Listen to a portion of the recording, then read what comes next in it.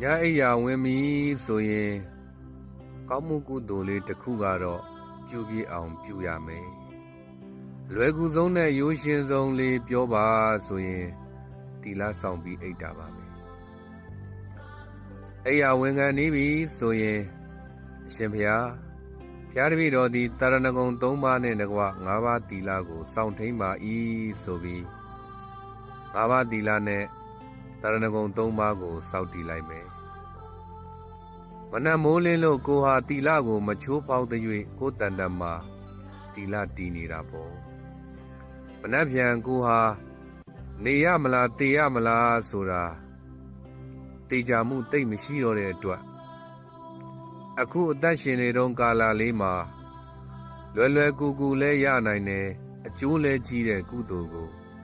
မမေ့မလျော့နဲ့ကြိုးစားပြုရမယ်မနက်မိုးလင်းလာပြီဆိုတဲ့အခါမှာလည်းပဲကိုလုံနိုင်တဲ့ကောင်းမှုကုသိုလ်တွေကိုကြိုးစားလုပ်ရမယ်ဒါကြောင့်မြတ်စွာဘုရားကမမေ့ခြင်းဟာ